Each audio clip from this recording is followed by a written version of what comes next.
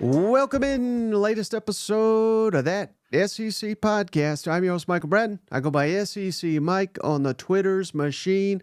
And there he is, Cousin Steven, the Dean, senior editor over at Athlon Sports. Steven, how's it going, my friend? Mike, it is going great. What probably wasn't the most, exciting weekend of close games and crazy finishes in college football, but at the same time, there is never a bad weekend of college football, especially in the SEC. I will admit, I got a little down on Monday when I looked at the calendar and realized that November is almost here, which means it's 1 month left in the season. That's kind of sad. It is, Steven, but unlike previous Novembers, we do not know who's going to make it to the SEC championship already. We do not know the teams that are entrenched as playoff. I mean, we have an idea of playoff contenders, but it could all get blown up in a heartbeat. So unlike previous seasons, I think this could be one of the best Novembers that I can remember.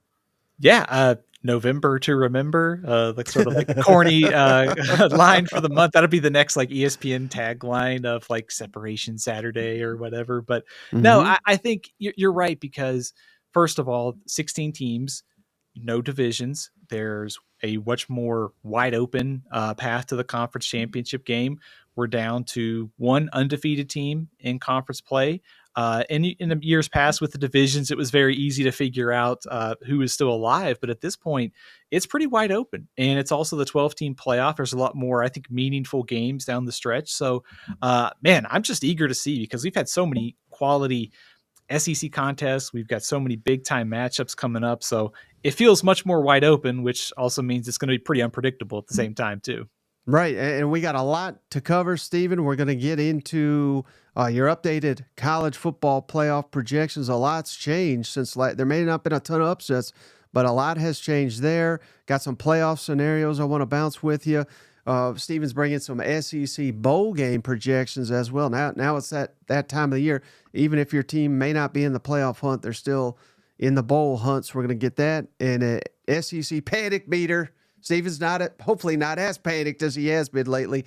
And then we're going to preview the upcoming game. So we got a lot to cover. But before we do all that, as always, got to let the fine folks know, Steven, we're brought to you by MyBookie, the online sportsbook. Head on over to mybookie.ag today and put in that promo code SEC. That's THAT SEC. And they will double your initial deposit today with that promo code, just for you cousins, over at mybookie.ag. I hit my lock. Steven, remind me, who was your lock last week? Ole Miss. Yeah. So once again, fade, Steven, fade, cousin Shade, follow my advice. I'm right about 50% of the time. Yeah, I think I'm about at 50%. I think that puts me at 500 for the season. So, by the way, we had a pretty good week too, on general picks from our Wednesday show. Unfortunately, I think Le'Veon Moss missed his total by 2 yards. So, but still, we're going to rebound. We got a whole month left. I promise the cousins we're going to get back on track this week. I think the only game we technically got at least outright wrong, you and I both, was A&M. I know I got all the rest right. Did you? I picked Kentucky. Yeah. Oh, no. Okay. No, I was feeling good after the first quarter. Well, all right. Let's move on, though, because we got a lot to cover. I do want to throw this at you real quick, Steven. These are the updated SEC standings. I got to throw these out there as often as I can right now for all these Aggies, because we've been dead wrong about them last week. A&M, number 1, 5-0 in the conference. Georgia, number 2 at 4-1. LSU, Tennessee, and Texas all tied at 3-1.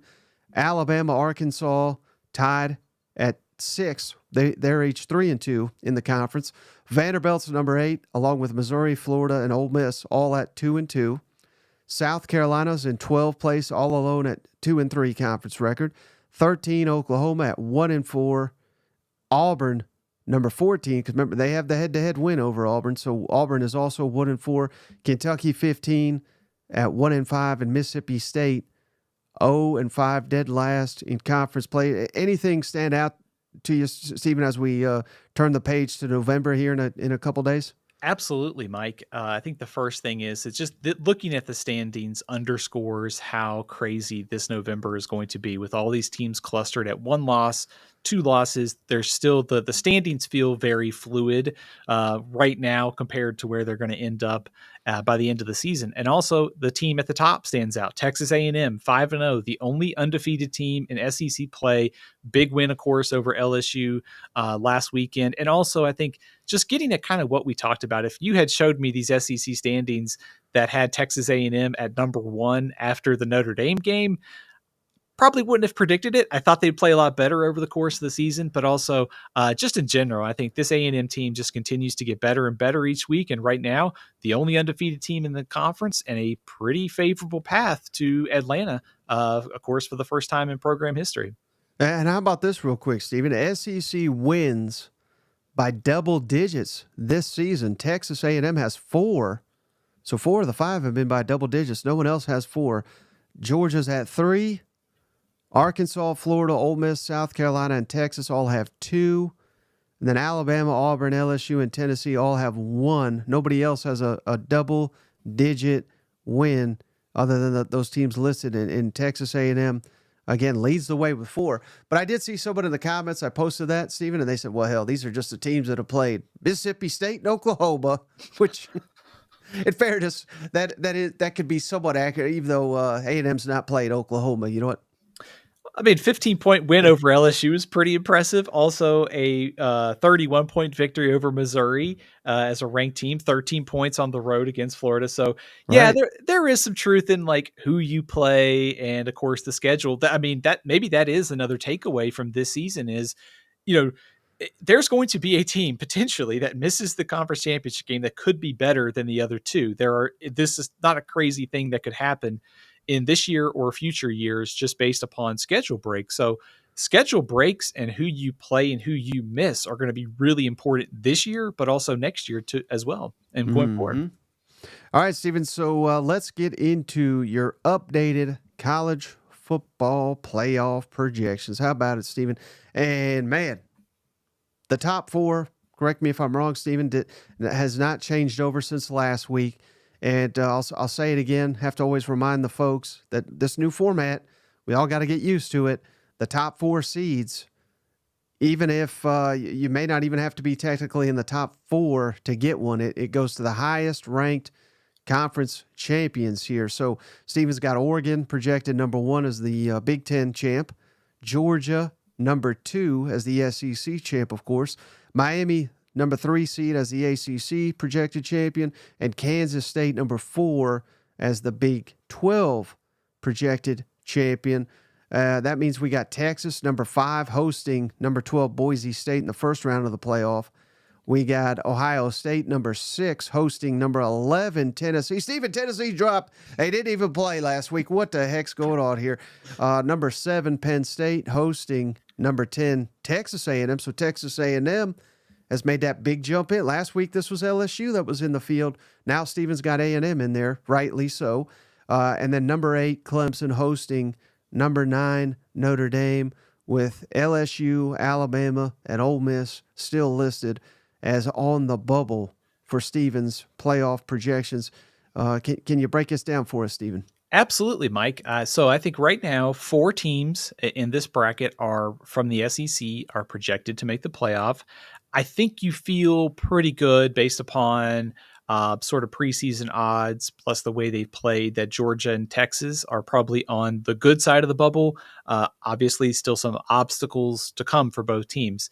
And you look at those next 2 teams in there, Texas A&M and Tennessee. Texas A&M joins the playoff field after last week's win over LSU.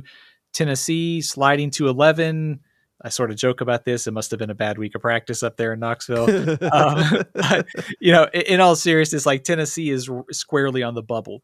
And this is just based upon what we know right now. But actually, Tennessee needs to root for Alabama because Alabama needs to keep winning so that win over the Crimson Tide looks better for Tennessee, which helps its resume. Of course, Tennessee could just answer every question by winning at Georgia in a few weeks, and there is no debate. The other question that I think we're starting to get a picture of the bubble teams. You've got Indiana at 8-0. You've got the Big 12 teams. BYU, Iowa State are undefeated.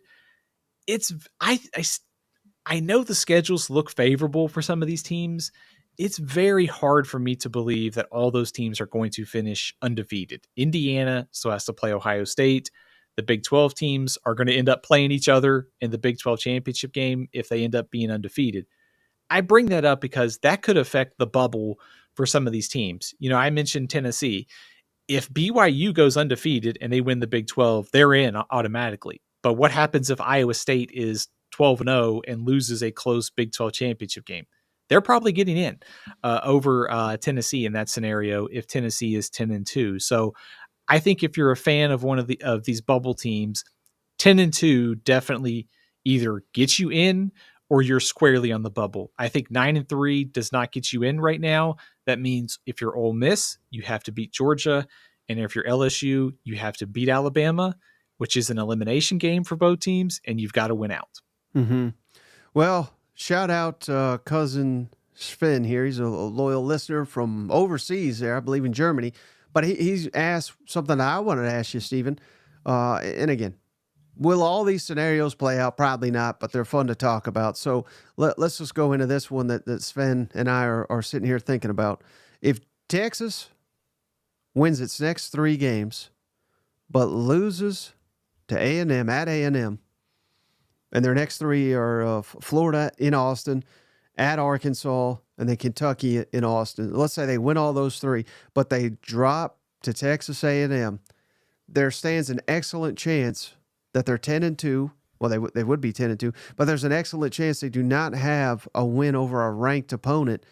How safe is it to assume that Texas would be in the playoff at 10-2 if they do not have one single ranked victory?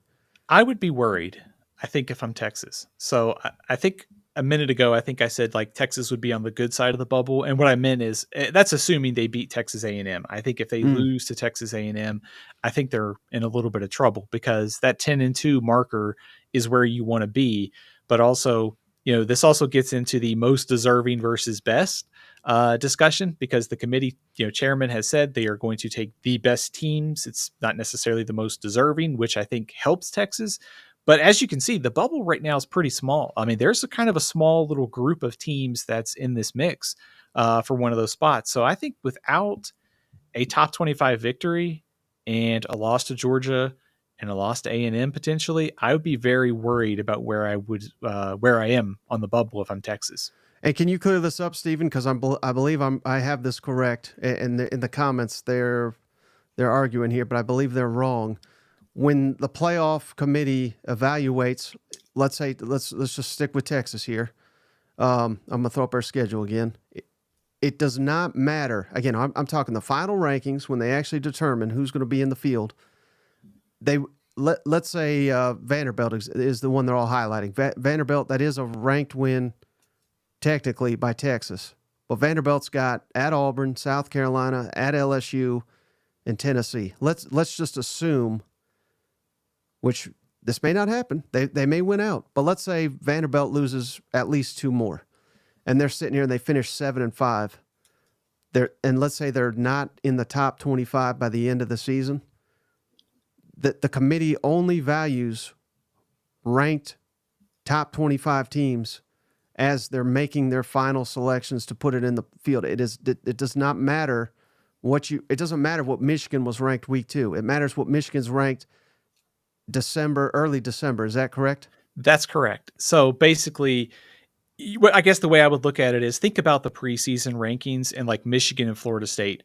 Coming into the year, you probably would have assumed those would be good victories, but they're not as good victories now. I mean, Michigan may finish 6-6. So the committee has to evaluate teams as they are at the end of the season rather than what they might have been on paper coming into the year. Right. So point being, it doesn't matter and the fact that if you're a Texas fan, you say, we beat Vanderbilt, we're in, like that should give you cause for concern right there. And again, all due respect to Vanderbilt, they have far exceeded everyone's expectations, but if that's your signature win, you got problems, brother. You know what? I mean, think about it like this, Mike, if in that playoff field that you showed there, if you assume, let's just assume Texas loses to Texas A&M Mhm. A&M is 10th right now in this projection. A&M would go up.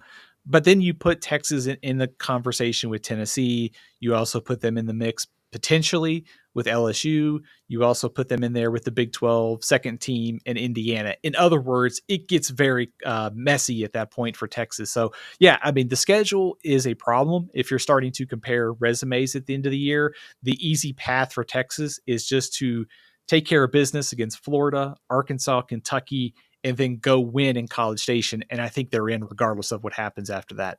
Mhm. Now here's another interesting one, Stephen, that I've heard kicked around, and I don't know how relevant necessarily this is to the playoff field because they'd still get in. But we do live in a time, Stephen, where Georgia is currently number 2 in the country. By the end of the season, let's say they keep winning out, they go undefeated the rest of the way. Here's Georgia's schedule. They get Florida, of course, this week. We're going to preview that game in just a moment. At Ole Miss, Tennessee at home, UMass at home, Georgia Tech at home.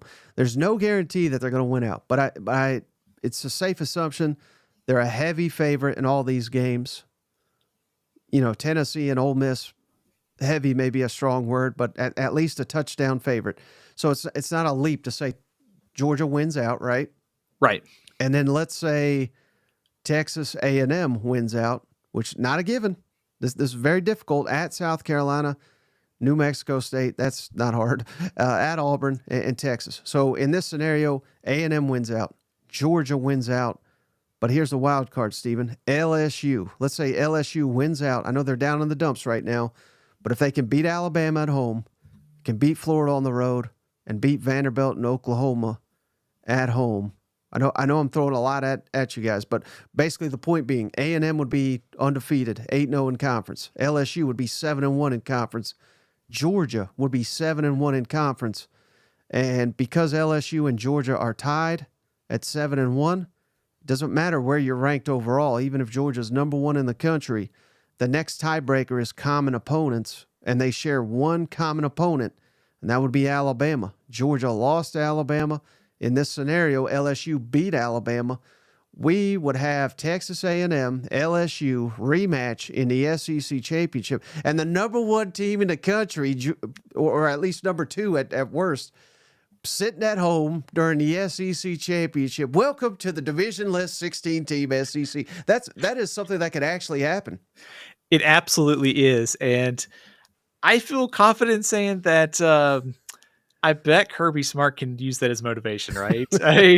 See, nobody believed us, and they're going to be they could be seeded, 6th or 7th in that scenario, and actually would have a pretty favorable path to go far, just based upon some of the matchups in the first round. But it absolutely is a possibility, given the fact that we have 16 teams, no divisions, imbalanced schedules. Not everybody's playing everybody, so it's going to be really weird down the stretch, because that is a very strong possibility. And also thinking about what it might mean for playoff seeding, because if you're not a conference champion, you can't be in the top 4, helps you with favorable first round matchups. But then of course, A&M could go from 8th or 9th to being number 2 in the playoff seeding at that point. So it's pretty crazy. Right. And then one more I got for you, Stephen. I posed this question to you in all transparency, because I wanted to give you some time. You've had about 30 minutes to sit here and think about it. I need more. I'm going to throw up A&M's schedule. Let's say A&M wins out. They'd be 11-1 in overall. They'd be undefeated in the SEC at 8-0. They would obviously go to the SEC championship. We have no idea who they would play. LSU, Georgia. That's not relevant, but whoever let's say they lose though, Stephen, they lose in the SEC championship. So 11-1 regular season, but they finish 11-2. You would certainly think, hey, they're a lock, right? Which they probably should be. But what if, and this is a big, I don't know how big of a if this is, Stephen, Notre Dame. What if Notre Dame goes and wins out, and here's their remaining schedule. Pulling it up now. Florida State, which is awful, at Notre Dame. Virginia, which I don't believe is very good, at Notre Dame. Yeah. Yeah, they go 4-4. Yeah, what a test that'll be. Army, and they get them in Yankee Stadium for some reason. I don't believe that's the home field normally for Army, but Okay. And then at Southern Cal, which is not very good either. So if Notre Dame goes 11-1, they have, here's the key though, is obviously they have the win over Notre Dame. If excuse me, over A&M. If Notre Dame goes 11-1, if Texas A&M goes 11-1 but loses in the SEC championship, and there's only spot for one of these in the playoff, who would they go with, Stephen? You must answer. I was going to say, how many SEC fans suddenly become big Lincoln Riley fans for that last game of the year against USC?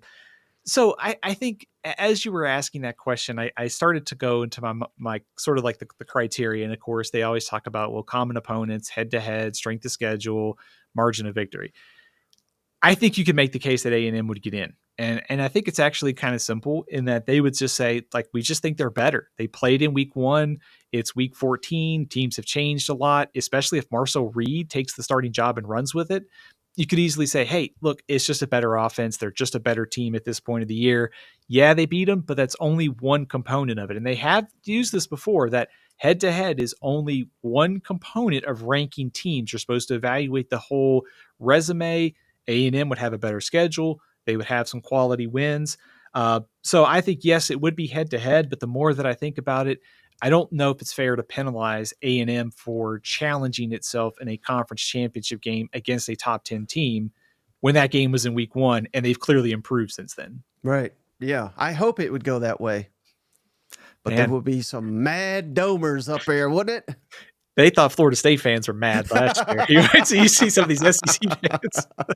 That's what you get for that awful schedule, Notre Dame. That's a pretty soft schedule that they have this year. I mean, Florida State ended up being not very good. Army might be their only other ranked win outside of A&M at this point. Mm-hmm. Hey, real quick, I want to shout out Jax just became a member to the channel. Welcome, Cousin Jax. And then the legend continues. Cousin JR, what a guy. What a guy. He just gifted one to Combat. Welcome to the family. Combat. And I apologize. I put this already on the YouTube, but I forgot to mention it. Meant to do it at the top of the show. We will do it the rest of the week at the top of the show. What we're going to do, Shane and I, the next family reunion will be Wednesday night. Last time we did Thursday, but upcoming Thursday, of course, is Halloween, so we didn't want that to conflict with anybody. So Wednesday night, if you're a member, you are invited. You'll get a link on YouTube to come hang out with us on a Zoom call. It's not going to be recorded. We don't ever want this information to get out. Cousin Shane gets buck wild on these things. So come hang out. And any and all official members, welcome to join us Wednesday. It'll be roughly 8 o'clock Eastern, 7 Central is when we'll kick that off. So we really appreciate each and every one of you. Mike, you're going to be a busy man Wednesday, 2 shows and a family reunion. I do it for the cuz. You know what? Man, get some hot tea before the show starts on Wednesday. Get you rested, too. And you, the only other playoff thing, Steven, and I know you kind of hinted at this already, but Tennessee is another one where some people are speculating that, hey, 10-2, you think they're a lock. And I'm seeing it in the comments. Yeah, 10-2, you're a lock, but I don't know. Would Tennessee at 10-2 be a lock, Stephen? If they lose to Georgia, what's your thoughts on that one? Right now, I don't think you can assume that 10-2 is a lock. And one of the reasons why is when I look at those teams on the bubble, Indiana's 8-0. They still have to play Ohio State. You've got Iowa State and BYU, both undefeated. I think it's probably unlikely that all those teams finish undefeated. So I still think my approach to playoff bracketing is always, this is all probably going to sort itself out. And there's still a lot of losses to go around for some of these teams. But if Indiana finishes 11-1, BYU finishes 12-1, and Iowa State's with 1 loss too, I would be a little bit worried if I'm Tennessee. I don't think by any means should they be panicking at this point. If they beat Georgia, I think they're in. I think if they lose to Georgia, especially if it's a one-sided game, given their schedule, I think they will be squarely on the bubble. So definitely not like time to panic, but definitely something to pay attention to if you're Tennessee at this point. Right. Okay. Well, I just wanted to get that out there. I know cousin Shane that you upset him greatly there, but Yeah, they need Bama to keep winning. And again, I think it's sad to say, but I think it's true. If they're competitive against Georgia, I think that will really help them too. I mean, it's different. They've been getting hammered by Georgia. They get hammered again, then I think you get into the danger zone there. Yeah, absolutely. I mean, I think at this point, when you're trying to parse through some of these resumes at this point, I think a close loss, a competitive loss at Georgia could help Tennessee, especially if Georgia ends up being number one. If you're Tennessee and you push them to the brink, that's going to look really good in the eyes of the committee. I will be curious next week when we get the first rankings from the committee is to see how they value some of these teams. Like, do they have Tennessee in front of some of these Big 12 or Big 10 teams? How are they ordering Notre Dame, Texas A&M? The next week's rankings, I think, will tell us a lot. I think if you're trying to get yourself on the safe side, it's 11-1. 10-2 definitely has you in the conversation, but I think we're going to have a cluster of 10-2 teams right now vying for those last few spots. Mm-hmm. And last time we had all these conversations, Stephen, Tennessee turned around and lost to Arkansas. Alabama lost to Vanderbilt. And I mean, and around we go. So who in the world knows where this is going to be even a week from now? You know what? Mike, 5 weeks of the season left. There are some upsets still to come. I was actually just thinking about that Tennessee at Vanderbilt game on November 30th. Uh-huh. And it could be interesting. Texas A&M goes to South Carolina this week. So I wouldn't assume everybody just wins out at this point. There's going to be some upsets. No. But you know how I can guarantee you a win, Stephen? Go to manscaped.com. Come on, manscaped.com. Promo code that SEC. I'll tell you guys a little insight here. Cousin Shane, he'll mention it on the family reunion. He has cut down his lap time in the pool because of how clean his head is from his Manscaped. Manscaped, they got a new innovation they sent us, Stephen, the Chairman Pro. We'll send you one too, Stephen, because I know you love Manscaped. This is a game-changing tool that brings the luxury of a professional shave right to your home. Come on, Stephen, you can't beat it. And that promo code, that SEC, gets you 20% off your entire order, free shipping over at manscaped.com. Get you a Chairman Pro today. Experience a shave that is smooth as you deserve, Stephen, for 20% off, free shipping. That SEC is the promo code over at manscaped.com. I think that's why Hugh Freeze was late to Lexington. He was shaving with his Manscaped, right? I think you might be onto something there, Stephen.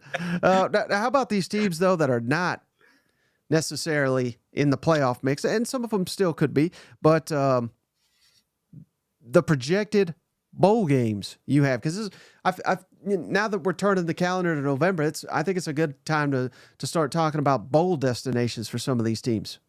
Absolutely. I think right now, Mike, we've got 4 teams on the bubble in the SEC for bowl games: Auburn, Kentucky, Florida, and Oklahoma. And I think you have to feel good about, to do the math here, about 7 other teams to make bowl games this season. So would you like for me to run them down? Yes, sir. Okay. All right. Let's start with the Music City Bowl. Let's go with South Carolina versus Illinois. South Carolina, I think there's a big kind of difference this year in the bowl standings because the playoff is going to take a few more teams. So if you're a team that's like 6-6, 7-5 in the SEC, got a chance to move up the pecking order. So right now, going into week 10, I've got South Carolina versus Illinois in the Music City Bowl. Over in the ReliaQuest Bowl, it is a Big 10 versus SEC showdown of Iowa versus Ole Miss. In the Citrus Bowl, Big 10 versus SEC, Indiana versus Alabama. A lot of red in that game. The Texas Bowl is a Big 12 versus SEC. I've got TCU versus Arkansas. Ooh. Over in the Gator Bowl, SEC versus ACC. LSU versus SMU. So Man, it's hard to keep track of what league some of these teams are in. I know there's a confusing one that we're going to get to in just a second. Speaking of that, in the Liberty Bowl, SEC versus Big 12, West Virginia versus Missouri. That'd be a pretty fun little matchup and trip there for Missouri and West Virginia. This is probably the most confusing of them all. The Las Vegas Bowl. They are taking a Pac-12 team that was in the conference last year. the bowl tie-ins are a little screwy. They didn't change them. So if the team was in the Pac-12 last year, they will be selected for this game. Oh, wow. So we're going Arizona State versus Vanderbilt. Ooh. Forget Caesar's Palace. Diego Pavia is going to be the main attraction there in Vegas for a week, right? Oh, yeah. I'm just thinking of him and his 20 family members, all those brothers. I hear they're tearing it up on Broadway. They'll go down there to the Vegas Strip and tear it up too. But yeah, I mean that's it. It's going to be so interesting, Stephen, to see like some of these fans. I don't even think they're going to be interested in some of these bowls if they don't make the playoff. Meanwhile, others I think will be very happy to like a Vanderbilt. Yeah, probably not going to make the playoff at this point in time. But if you can give them a Vegas bowl, I would imagine there would be quite a solid showing for Vanderbilt fans to get out there and the way the Vegas Bowl specifically works. I know you already said it's quirky with the Pac-12 stuff, but it rotates if I'm right, because last year was not SEC, but 2 years ago I remember Florida went out there and got pummeled. But so it switches back and forth. So if you get that Vegas Bowl, I'm not a sponsor. Maybe one day, but if you get it, you might want to take advantage of it because of all these bowl games, I know there's more prestigious bowls, but I would think going to the Vegas Bowl would be at the top of the list of entertaining bowls. Yeah, I think the Citrus Bowl is probably the most like prestigious in the SEC outside of any playoff game, the Gator Bowl too. But I think I'd want to go to Vegas, and that'd be a pretty nice trip for Vanderbilt, considering the expectations coming into this year to go out to Vegas and play in that game. The other thing, is just with some of these matchups and stuff, it's kind of tricky because some of these teams have made trips to these games. You've got the opponent on the other side. They've played in non-conference. So by no means, I think, are these going to be 100% the way they are come December. But that kind of gives you an idea that these SEC teams will have favorable matchups potentially. There's also the question, like you said, of destination, motivation, opt-outs too. There's a lot that could happen here. But to see Alabama potentially play a 11-1 Indiana team in the Citrus Bowl, that'd be pretty cool. Mentioned the Vanderbilt thing, and also like South Carolina against Illinois, getting a matchup against Brett Bielema on the Fighting Illini. That'd be pretty cool too. Oh yeah. All right, Steven. So next, let's kick it over to your SEC Panic Meter ranking. Sometimes, and I wouldn't even consider it off the rails with your panic, but I love it when you go overboard with the panic. Who are you most panicked about in the SEC heading into Week 10? Let's start with Kentucky. Let's go with a 10. And sorry, I don't mean to cut you off, but we got to remind people this is on a scale of 1 to 10. So this is not. I was going to ask you to bump the scale up to a million if you could, but I agree 100% on this one. Yeah, this rating broke the panic meter. It's shattered in glass, and I've got like mercury everywhere now.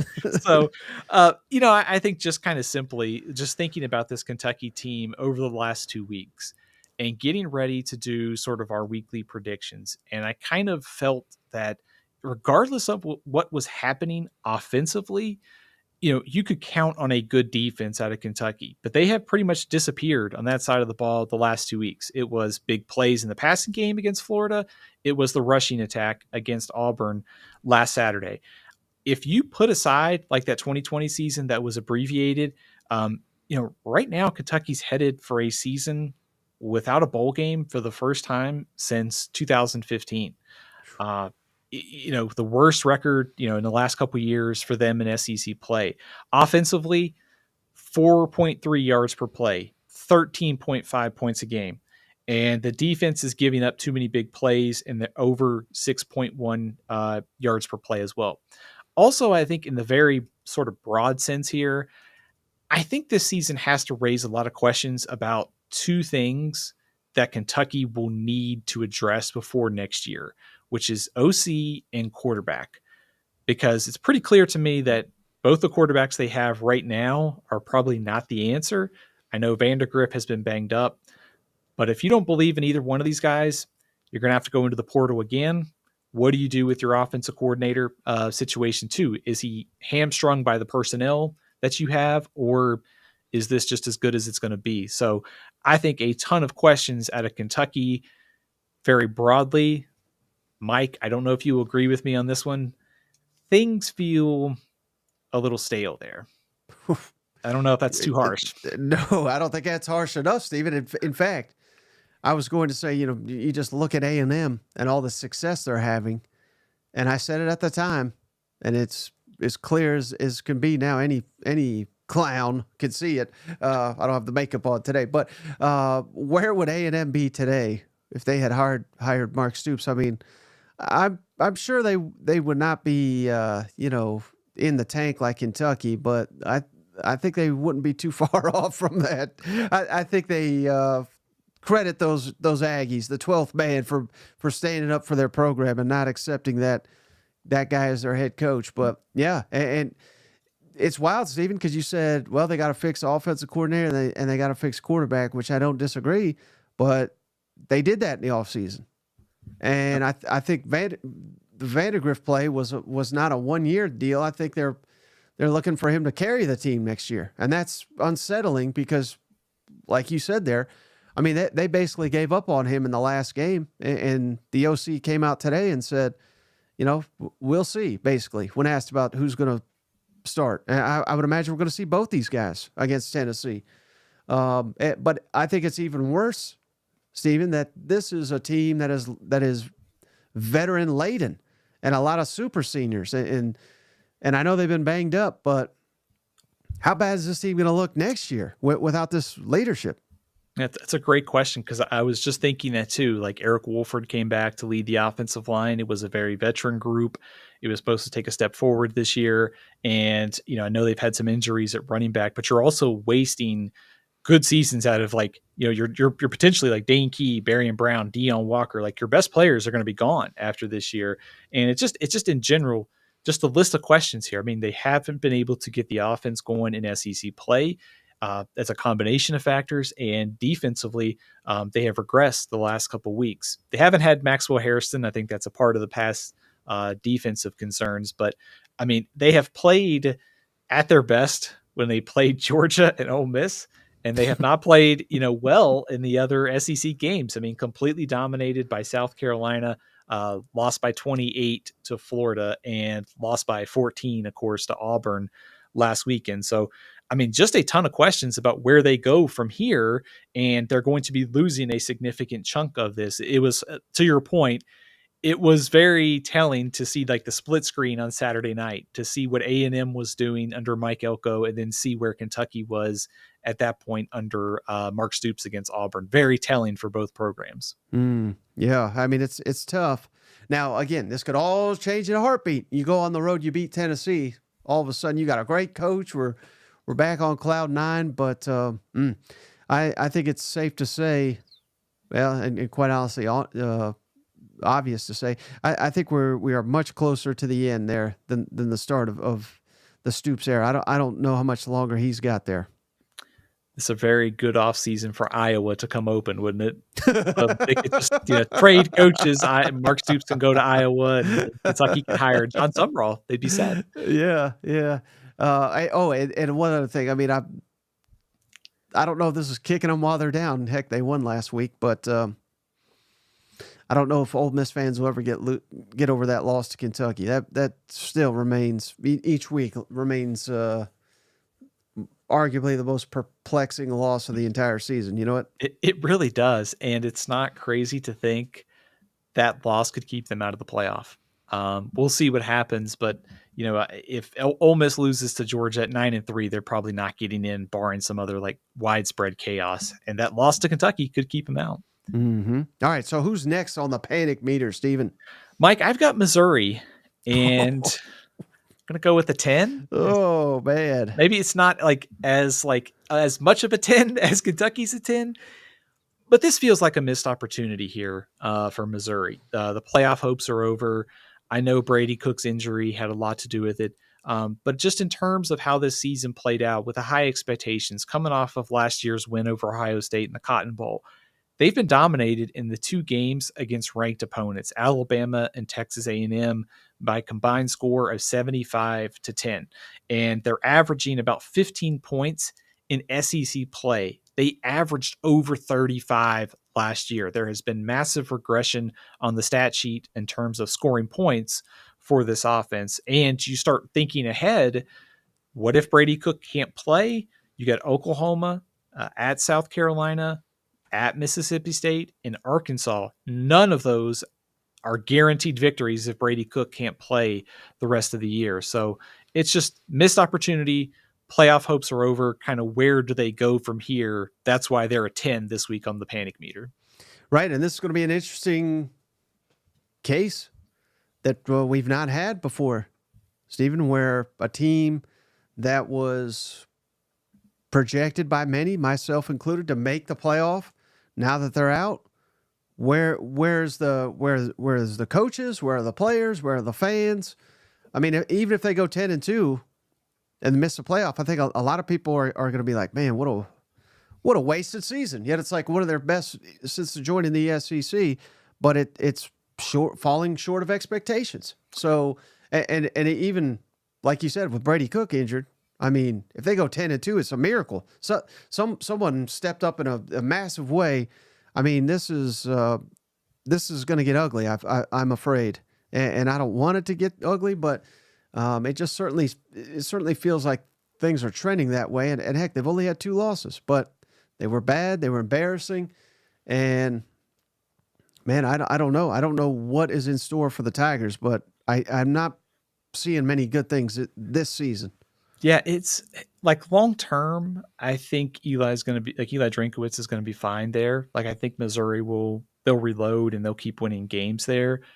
But just in terms of the opportunity they had this season, being able to come into the season as a, potential playoff contender and could finish 8-4, 7-5, whatever it is without Brady Cook would just be a massive disappointment. And also just massive disappointment to get to potentially 10-2 and miss the playoff. And also just to be completely dominated in those 2 games against ranked opponents. So if they finish 10-2, it's not all bad. That's still a good season, but there's also that missed opportunity and just the way they've played in high profile showdowns. Right. So, and let me ask you one other thing, Steven. I'm not trying to pile on them, but I've seen a lot of criticism of their quarterback situation behind Brady Cook. And, not that it's been pretty or anything, but I think you can easily look around the conference.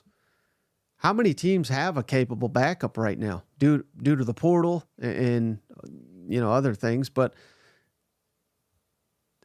I know this is a difficult question off the top of your head, but of the 16, I mean, I can't think of more than 4 or 5 that have a capable backup. Texas. Yeah. I guess you could count Florida before Mertz got hurt, but now that he's hurt, I mean, Tennessee certainly doesn't. Georgia, they can claim they do, but we've never seen Gunner do anything of significance. He looked pretty good in the Orange Bowl last year, but yeah. Texas A&M, those 2. Right. I count Ty Simpson probably in there at Alabama. I wouldn't, because we just don't know. Yeah. LSU, I guess you could say they got, they have some experience in the backup situation. You feel okay.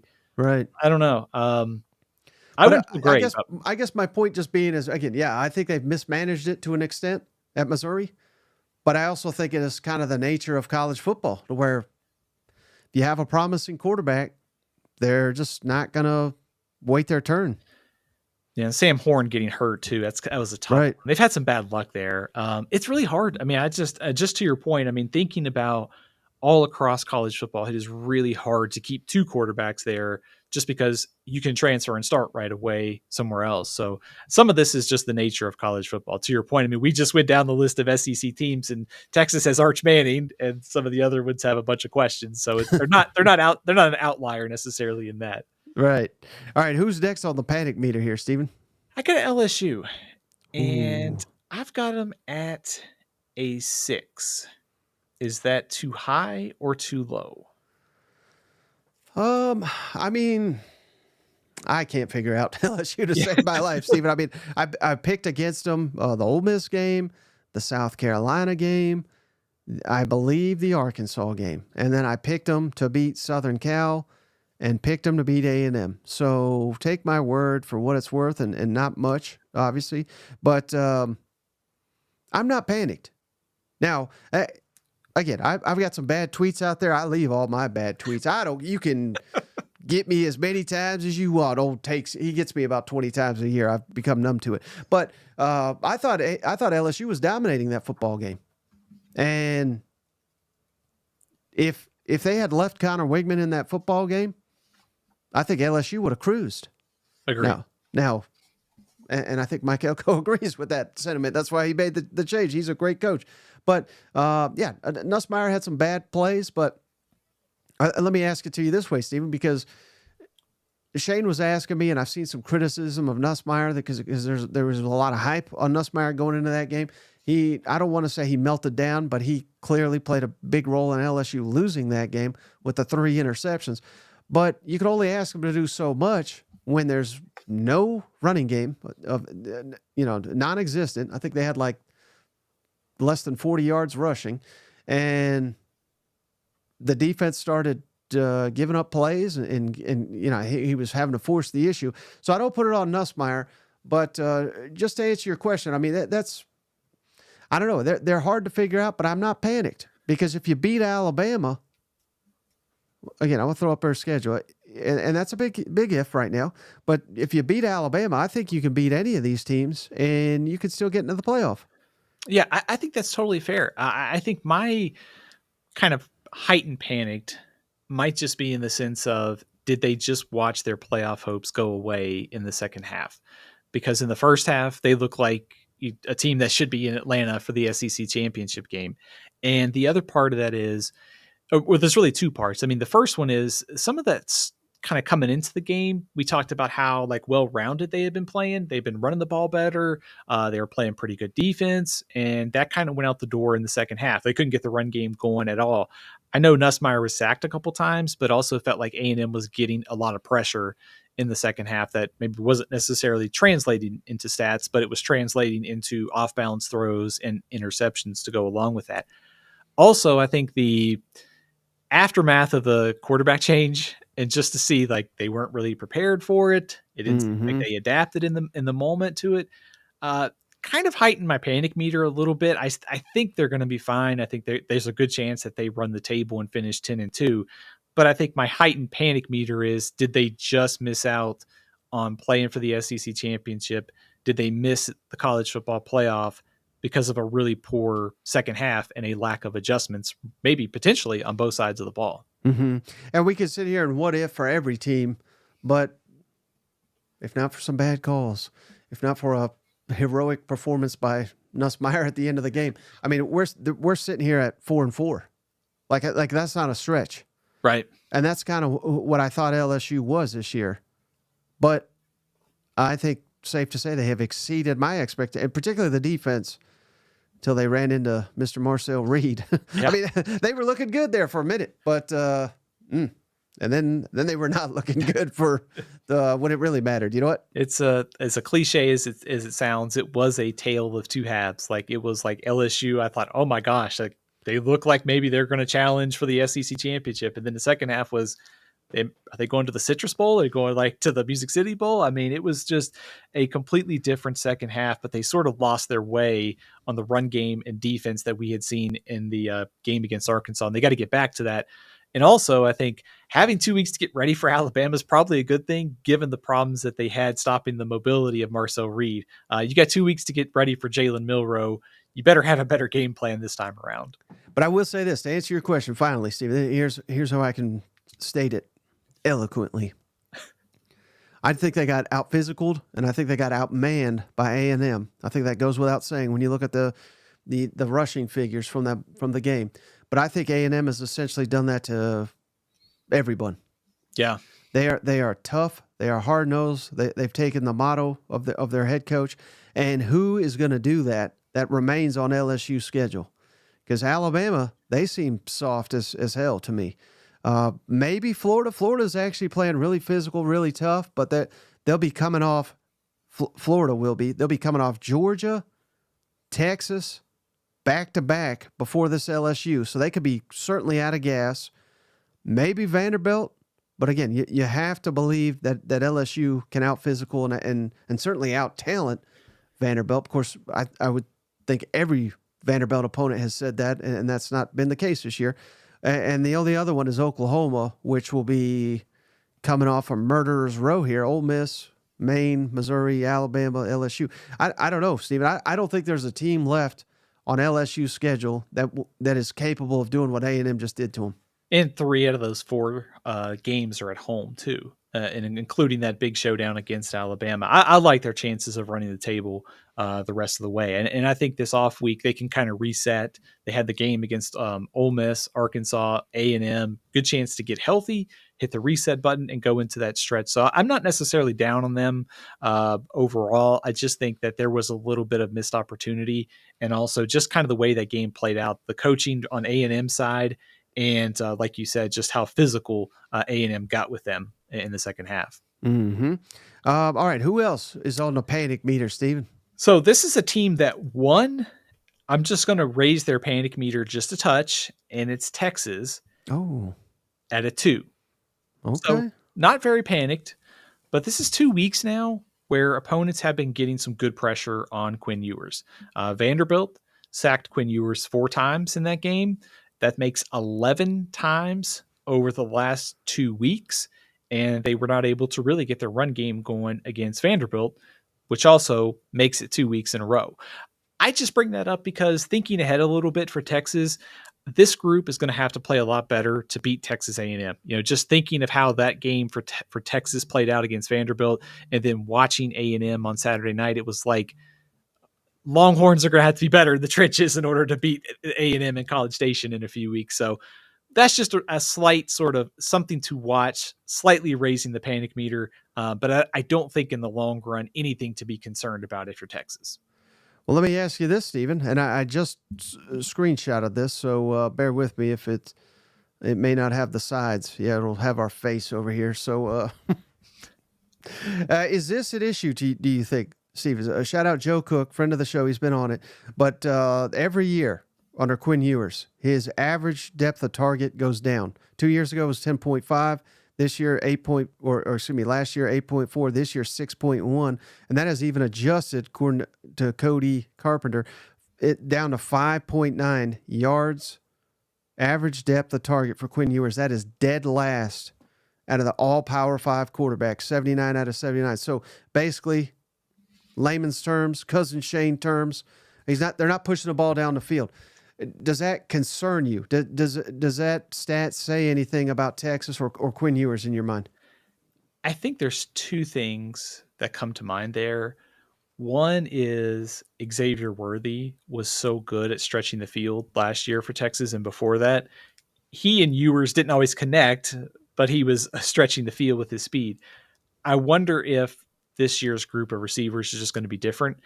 And we also saw, I think either it was after the game or today, where Sark was saying that he was basically just taking what defenses were trying to do. And I guess in the context of the season, it's basically saying they're giving us these 5 to 7 yard throws. We're going to take them. Defenses are saying, we're not going to let you get the big play. Think about how it's harder for teams to go 11, 12 plays and be perfect rather than hit the big 80-yard pass on a 3-play drive, if that makes sense. So it's concerning, but also there may be some other stuff in that number too, if that makes sense. Right. Well, thank you for taking a measured approach, Stephen. You don't just throw anybody under the bus like I potentially would. But all right. So, and then I know you said you wanted to mention 2 other teams briefly. Is that where we're at in your panic meters? Yeah, I wanted to mention just Mississippi State and Oklahoma because they lost on Saturday. And I have them like Mississippi State at 4 and Oklahoma at 5. I think you kind of know what to expect out of these 2 teams at this point. For Mississippi State, I think maybe the takeaway was maybe a little bit disappointing. I thought they had a chance to keep that one game against Arkansas closer than the final score was. And for Oklahoma, I think good stuff on the early on, pretty competitive in the first half, but either Ole Miss figured out what they were doing, or that's just not, they didn't have enough in that second half to be able to stay within striking distance. So I think on the panic meter, it's kind of low, almost because you know what they are this year. Mm-hmm. Yeah, I think both those fan bases are beyond panicked. I mean, it was panic a while ago, but yeah, I know where your head's at there. It was just so disappointing though. State, having so many competitive games against elite competition, and not to say Arkansas is not elite. I'm a Tennessee grad. I have to acknowledge the greatness that is Arkansas Razorbacks this year. But to get blown out the water because your defense is completely non-existent, that was disappointing. Because again, that was the one we were thinking you might have a shot. I mean, hell, I don't know if Tennessee can't score in the first half again, maybe that's one you could steal. And then who knows with Missouri and where their heads are at come November 23rd. But I think those are. I think those are the only two options. And again, people say the Egg Bowl, weird stuff happens. Maybe Kiffin will be gone by then. Who knows? But it's not looking good for State to get a SEC win this year. Yeah, I really thought they would be more competitive there just because of how the last couple games had played out. You know, they were competitive in the first half against Texas, Georgia, in Texas A&M coming to Starkville. It just felt like coming into that game, it felt like if they were going to win an SEC game, it was this one. And of course, they couldn't get any stops. Arkansas averaged over 10 yards of play. On the positive side, I don't think Arkansas converted a third down in that game. So they didn't 0 for 7. Yeah. So if there was one positive, I guess it's that. But I just thought that Mississippi State would have been more competitive in that situation. Right. But when you put up 600 yards, Steve, that just lets you know first and second down was very, very successful for Arkansas all game long. You know what? Absolutely. Yeah, that was it seemed like a fun game if you're Bobby Petrino calling plays, right? It seemed like he was having a good time. It's like everything he picked was working. And Sam asked, what was the over-under on State? Wasn't it, I believe it was 4.5. I think that's right, yeah. So to get to 2, all right, but let's not belabor that. Let's not kick them while they're down. Let's preview, Steven, some of these outstanding games. And I don't even know what is the best game because there's several that can be competitive this weekend here. But let's go with A&M, red hot, Texas A&M, best team in the country, depending on who you ask here. Number 1 in the SEC, at least. But going to South Carolina, night game. Gamecocks 2 weeks to prepare. And this is one where South Carolina has been dominated by A&M since joining the SEC. But in fairness to the Gamecocks, they won it the last time it was up there at Willie B. So maybe they could start that trend. What's your initial thoughts on this one, Stephen? Yeah, I think my first kind of thought on this game goes back to the last time that they played in Columbia. And I think South Carolina returned the opening kickoff for a touchdown. And it just felt like all the momentum was on their side. Sort of like the same sort of deal here. You know, like if you're South Carolina, you're getting A&M off an emotional victory and you're getting them at your place where you've had 2 weeks to get ready. I mean, the timing is outstanding if you're South Carolina. Also, these two teams in a way, they feel kind of similar. If this makes sense, they have great defensive lines that are good at getting pressure, good at getting quarterbacks to the ground. You have two quarterbacks who are sort of growing into their own as the season goes on, Marcel Reed and Lenora Sellers. So I think the matchup here for me is which offensive line can protect their quarterback better. What about the small things, turnovers, big plays? I think if you're A&M, you probably feel good coming into this game, but also it's not necessarily a letdown spot as much as this is a really prime opportunity after 2 weeks and the win over LSU for South Carolina to sort of surprise A&M here. And it's so funny, Stephen, in the comments, the Texas fans, they have gone full A&M to where A&M each week was saying, oh, Texas is going to lose this one. Now Texas, they're like, oh, God, please, A&M's going to lose by 1 million. You know what I mean? But it's so funny how the shoe's on the other foot now. But let me ask you this, and I think we have been debating this, Stephen, maybe 6 or 7 different games this season, and I think we've gotten it wrong every single time. Who would you start at quarterback? Because Elko was asked, and he will not reveal it, as why should he? It's competitive advantage here. But to me, it feels like you got to go Marcel Reed. Do you agree, or do you think they will go with Connor Wigman and I'm just talking strictly starting quarterback? I think it has to be Marcel Reed. There is kind of this thought in the back of my mind that they might need both quarterbacks to win this year. It feels weird to say that because what if Connor Wigman can settle in and give you a performance like you did against Missouri? But the problem is, it feels like to me watching them this season that pressure sometimes has really thrown him off his spots. Maybe he's just feeling it when it's not there. So he just can't get settled. And I think you have to like what Marcel Reed gave you off the bench. Like, it was just a spark in general for the team and the offense, and that rushing ability.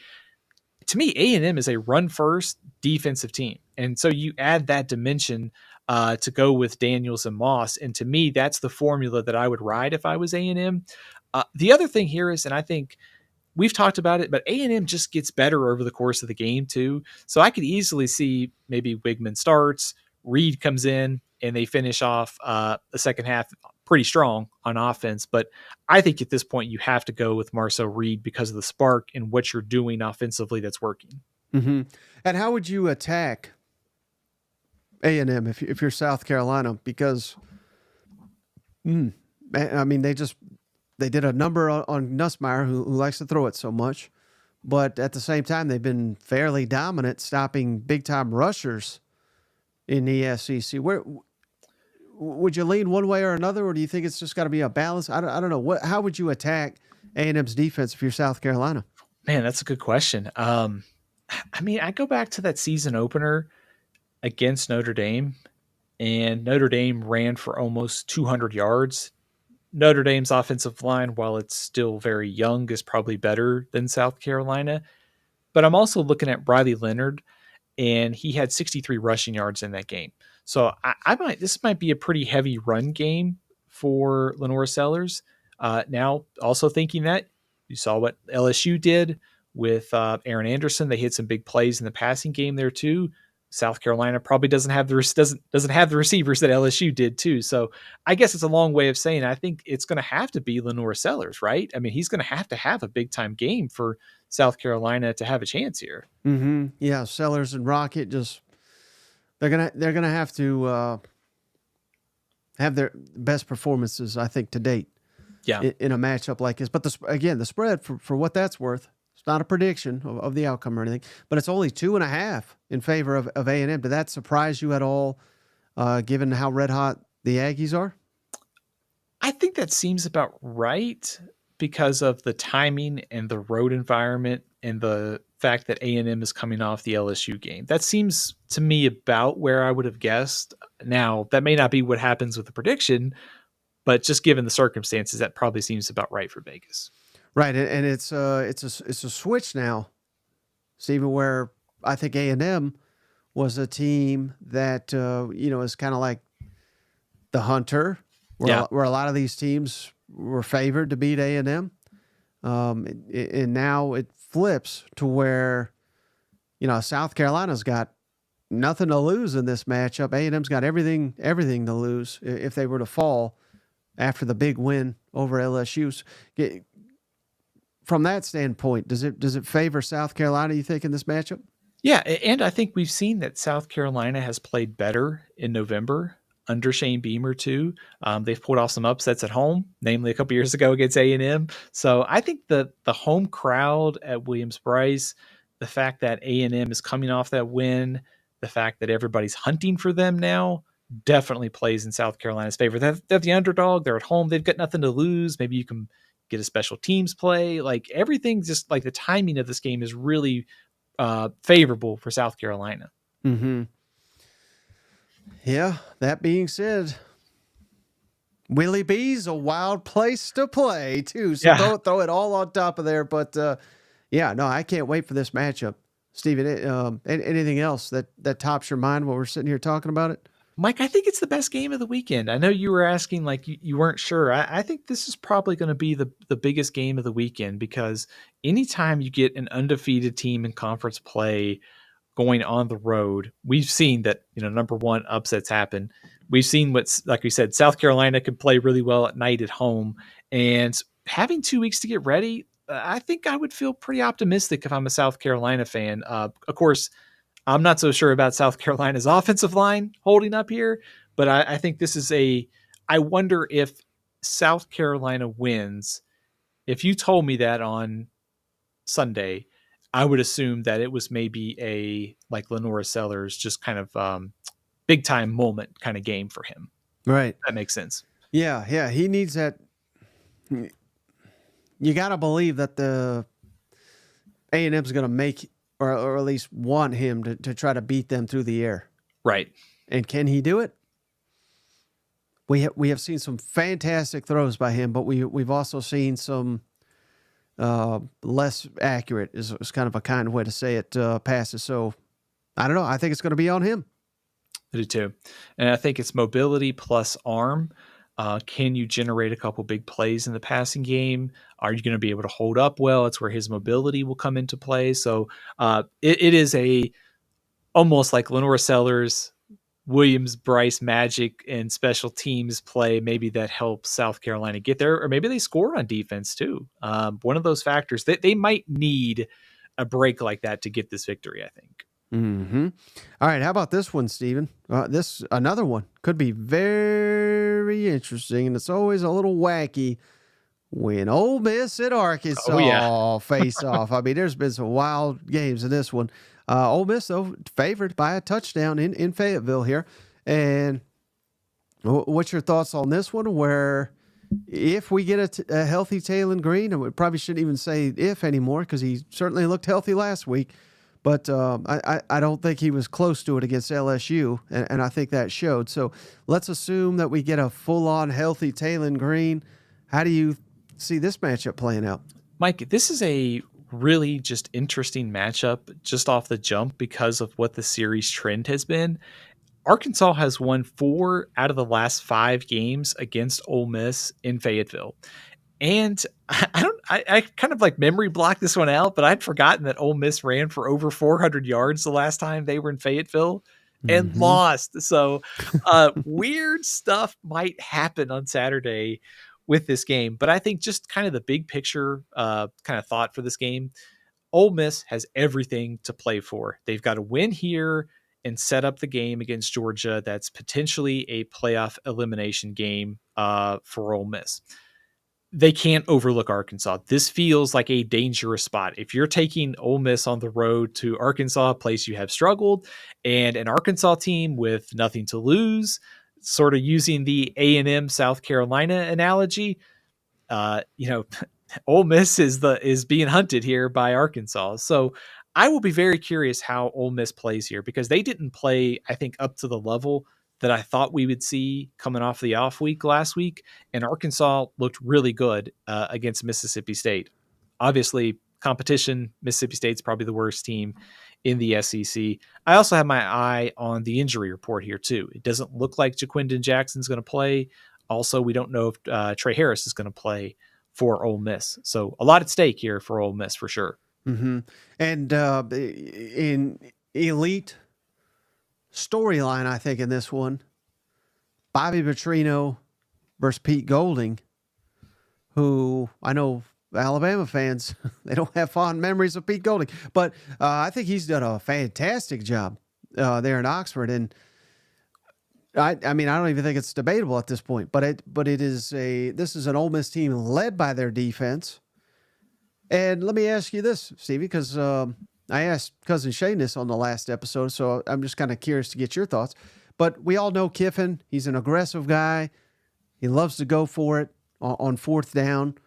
But we keep seeing him come up short in a lot of these situations. And I'm just thinking, obviously, LSU, there were some critical situations.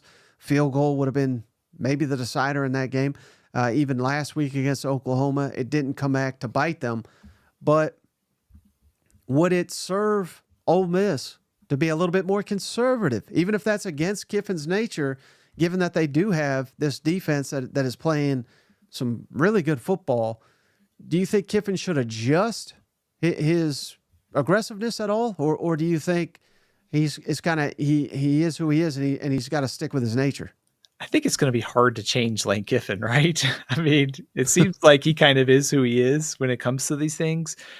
That being said, there have been times where watching Ole Miss during the season, and it's hindsight is always, a valuable asset in this, but there did see some times where it's almost like you don't have to go for the 30-yard kill shot.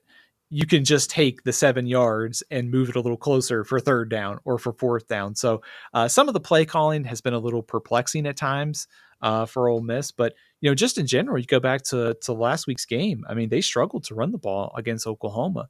Arkansas will challenge them at the line of scrimmage too. So my guess is it's going to be hard to change Lane Kiffin. But to your point, I think maybe I would play a little bit more to my defense in some of these games, especially on the road this week. Who do you think has been a better quarterback this year, Jackson Dart or Taylor Green? I'd probably stick with Jackson Dart, I think. Would you? Yeah, but I think it's the fact that we're asking that question and the fact that it's relatively close speaks to Taylor Green and his performance. I don't think he's got the weapons that Jackson Dart has, so I think that plays a part into it. But yeah, I mean, I can't wait for this chat. And you know, I said Bobby Petrino versus Pete Golding, but also Lane Kiffin / it's when the Rebels do good, it's Kiffin. When they don't, it's Weiss making the play calls. But we all know it's Kiffin. Kiffin versus Travis Williams is a nice little matchup too. This is an elite coaching matchup, I think. Yeah, especially considering what Arkansas was able to do on defense against Tennessee a few weeks ago, and just how the formations and all the different schemes that Travis Williams they'd used in that game. What can they do to slow down Ole Miss here will be key. I think just looking at, I know obviously last week is a different game, but Ole Miss is going to have to run the ball better here because I think Arkansas can be, just based upon the stats, you can throw the ball in this defense. But I think if you're Ole Miss, you don't want to be asking Jackson Dart consistently to bail you out at a 3rd and 7, 3rd and 8, 3rd and 9 on the road here. So I've got my eye on that. And also, I think the styles might matter here because I think if I'm Ole Miss, I really want to make this like a higher scoring kind of game. I think if I'm Arkansas, Arkansas can score, but I think they would probably be a little bit more comfortable if it's like a 24-20 kind of game. Get the run game going, sort of take the time of possession, keep Ole Miss's defense on the field, keep Jackson Dart on the sidelines over there. That's probably their best path to win, plus some Travis Williams doing his magic again on defense. Yeah, I mean, I don't know how big of a rivalry technically this is, but they always say throw out the records and the stats. That's what this game generally is. It's a wild scene. Cannot wait for it. All right, how about this one? Hopefully we can, but this one you don't throw the records out because it's been so lopsided. But how about Florida, Georgia? Both these teams though playing good football here lately, so. Certainly Georgia's a massive favorite, as they should be. 17 points currently, and down here in Jacksonville. What's your early read on this one? I'm hopeful that we'll get a close game. The series trend tells me we're not going to. Georgia has won the last 2 by 20 plus points. And there's a reason why Georgia's a heavy favorite on Saturday. So curious to see for Florida's perspective, do they continue to improve off of the last couple games? We saw this against Tennessee. We saw the win over Kentucky. DJ Lagway's had 2 weeks to get ready. This is a very difficult defense to be going up against if you're a true freshman. So curious to see how Napier and Lagway work into this game. Also from the Georgia side of things, Carson Beck I wouldn't say necessarily bad, but I didn't think he didn't have a great game against Texas. Maybe he's been a little bit off recently. Having 2 weeks to get ready, maybe get healthy. Does that make a big difference for Georgia? So a ton of intrigue, but I mean, on the scoreboard in recent years, this really hasn't been close. If you're Billy Napier, a win or a close loss looks pretty good if you want to sell another season to keep your job. Any concern that Georgia has been inconsistent? I think that's fair to say that, again, that they could drop down. And then, again, I know this is a rivalry and everything, but it certainly is for Kirby. I don't think he'll let his guys think it's – and Carson Beck's from Jacksonville, so maybe I'm arguing against my point here. But I don't know how many of the dogs look at this as some elite rivalry. I don't know. What's your thoughts on that? I think it's tough to see Kirby Smart letting his team have a letdown here. So I think Florida will get Georgia's best game. But we have seen Georgia be inconsistent, which also gives me a little bit of pause because the Texas game was by far I think the best that they looked on defense. There's some offensive things they need to work out. So I would generally bank on Kirby Smart in a game like this, though. Mm-hmm. But could DJ Lagway be, what if he continues to take these strides, gets these shots off? I mean, what if he, and I think it's safe to say, based on his limited sample size, he really is as good as the billing. Could he be the ultimate wild card? Like, I mean, it'll take a miracle type game. Like, let's say 4 touchdowns from him, no turnovers. If something like that were to happen, could you possibly, and not that you're predicting this, but could you possibly see Florida pull off a stunner? I think it's going to take a pretty significant effort, to your point, by DJ Lagway, because I'm just thinking back to the Mississippi State game and how vulnerable Georgia looked through the air. Even the Alabama game. Now they were much better against Texas. Maybe they just met the moment. That's the Georgia defense I thought we would see a few weeks ago. So I think if DJ Lagway throws 4 touchdowns, they're able to stretch the field. I mean, this one could be a lot closer than the 17-point spread. Admittedly, I'm a little skeptical about Florida's defensive improvement because some of that's been Kentucky, a UCF team that's in disarray, and a Tennessee offense that's struggling. So that side of the ball worries me a little bit more if I'm Florida. I think Lagway might have some success here and there, but I just don't know if Florida can stop Georgia right now. Mm-hmm. Well, just when you count Billy out, that's when he shocks you. Scared money don't make money, as he said back at Louisiana. So, all right, how about this one, Stephen? Kentucky at Tennessee. Tennessee favored by a whole lot, 16.5. Any hope here? You just set the panic meter at 10 for Kentucky, but they haven't won much, but they did win in Neyland Stadium a couple of years ago. There's that. I think Kentucky has won 3 times in this rivalry since 1985. So it's been a while, and it's been a long time to have sustained success in this rivalry if you're Kentucky. I think the hope for Kentucky has to be like some sort of motivation in a rivalry game. They've sort of been doubted after the last couple of weeks. They have nothing to lose. They come in here and play loose. Maybe the defense gets back on track against Tennessee's offense, which has been struggling too. To me, that's the path for Kentucky, like a really strong defensive effort plus some timely offense. Because if Tennessee scores early, I don't see Kentucky being able to keep the pace up. So I think if you're Kentucky, your most optimistic scenario is playing spoiler in a very difficult environment after Tennessee's had 2 weeks to get ready for this game. Mm-hmm. And I'll just say this, though, Stephen, following Tennessee over the years, when you expect them to kill someone, that's when they lose it.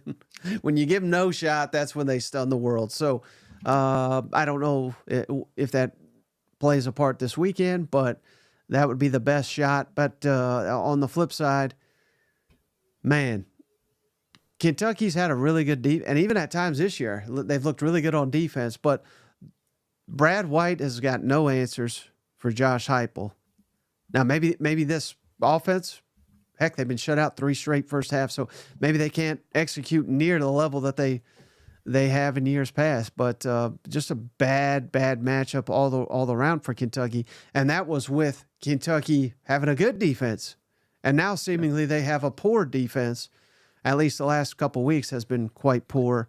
If Jarquez Hunter rushed for nearly 300 yards, I shudder to think about what Dylan Sampson could produce against this defense. I was going to say, yeah, if I'm Tennessee, I would feel watching that tape, I would say if Hunter and Auburn can run the ball this successfully, we should be able to run the ball this successfully on Saturday.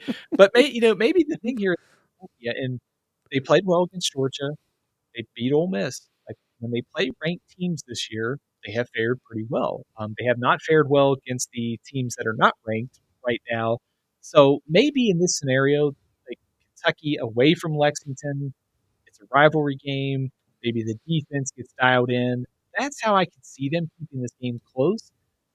I mean, it just feels like a very heavy lift for this team, given the shortcomings on offense. If you can't maintain your drives, if you don't have confidence in your quarterback, and you can't stop the run, you can count on your defense. But if you're struggling on that side of the ball, it feels like a very heavy lift here for Kentucky, regardless of if they catch a breaks.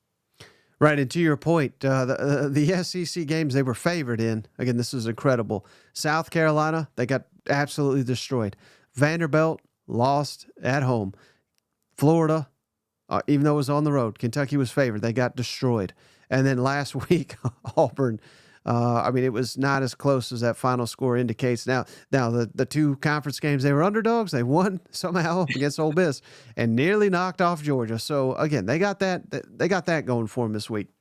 Just a strange season for Kentucky. And, to go back to the defense, I mean, on paper, they should be able to count on this defense to be solid. I know they've had some injuries with Hairston and Weaver got banged up last week too. But I mean, this on paper, if you'd have told me a few weeks ago Tennessee was struggling on offense, I would have said Kentucky's defense got a chance to go in there and keep this game close. But I mean, after giving up over 60 points the last 2 weeks combined, it's tough to see Kentucky being able to rely on that group on Saturday.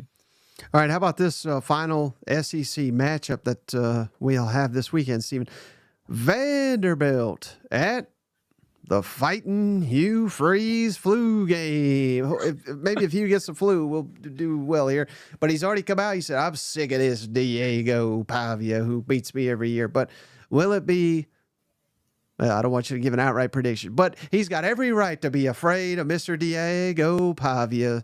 Stephen, how do you see this one going? Because this is another one where I don't care how good Vanderbilt has looked this year. I don't think a single Auburn fan is going to give Hugh Freeze, well, they give Hugh Freeze a pass for everything, so they might. But they should not give him any pass for losing to Vanderbilt at home. So I think there's a lot of pressure on Auburn in this one. I think there's some pressure on Vanderbilt, too, because if they can get this one, they're bowl eligible. This might be the most winnable game they have left. But what's your thoughts on this one? Yeah, I think in the big picture, I think if you're Auburn, you still have an outside chance to go to a bowl game this year. And any path to that 6th victory, it starts by beating Vanderbilt on Saturday. And I know Vanderbilt is much better than we thought, but I mean, if Vanderbilt on the road at Auburn, there's a reason why Auburn is favored here. It's a game that Auburn should win at home. That being said, Diego Pavia is 2-0 against Hugh Freeze. We saw the nightmares that he gave Hugh Freeze last year at Auburn when he was at New Mexico State and back at Liberty when he played him at New Mexico State as well. So there's a lot of pressure, I think, for Auburn to take care of business at home. On the other side of things, I think, Mike, to your point, Vanderbilt needs one win to go bowling, and I'm pretty sure they'll find it somewhere the rest of the way.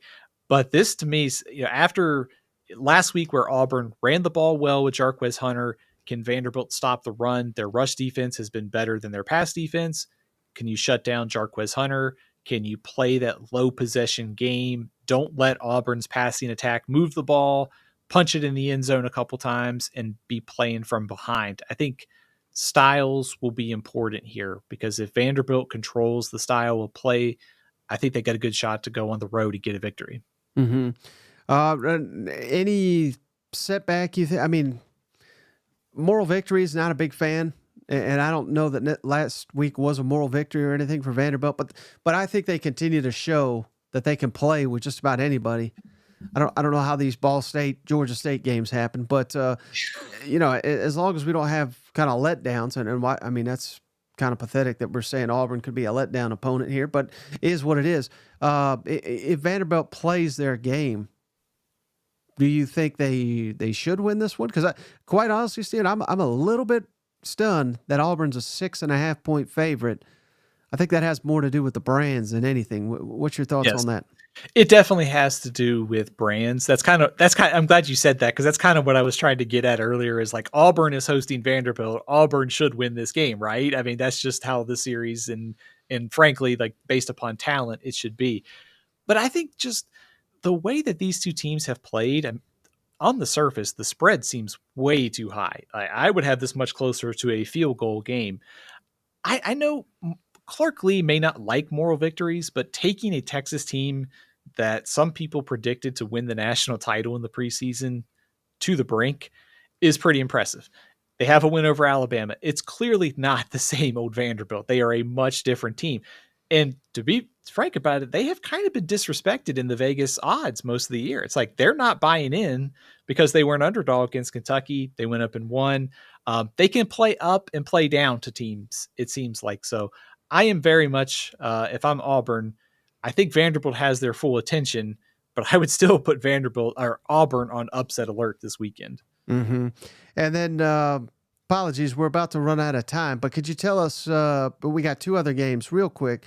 Again, Maine, I mean, good Lord, I can't, I know you're the encyclopedia, but I don't expect you to know a ton about Maine. What about anything for Oklahoma in this matchup?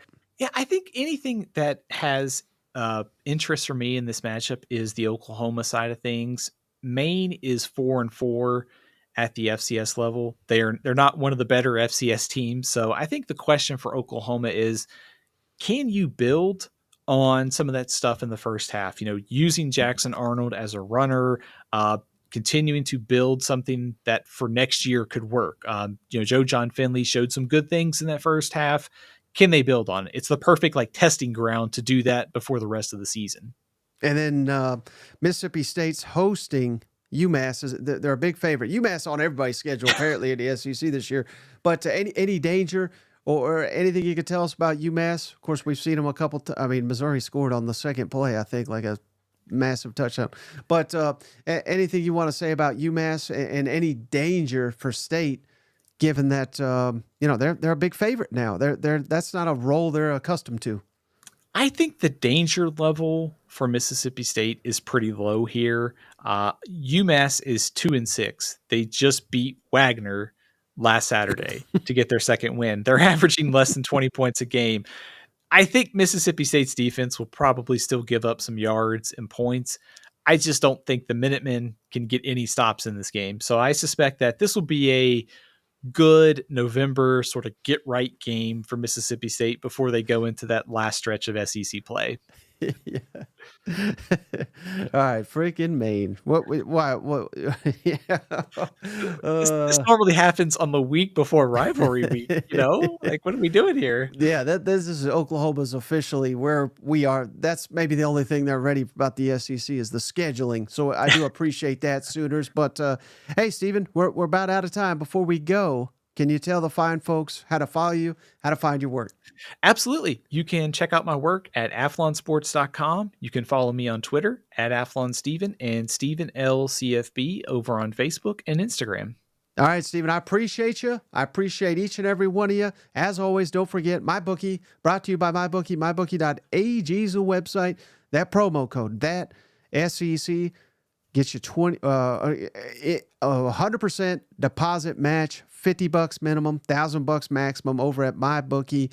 And we got the family reunion Wednesday night, 8 o'clock Eastern, 7 Central is about when that'll kick off. Cousin Shane and I, and I'll try to tell Cousin Shane to temper it down this time. Last time was just too crazy. But if you're a member of the channel, we'll get you on there with us. So we appreciate you, each and every one of you. We'll catch you tomorrow back on 7 o'clock Eastern, 6 Central. But for Steven and I, we'll catch you on the next one.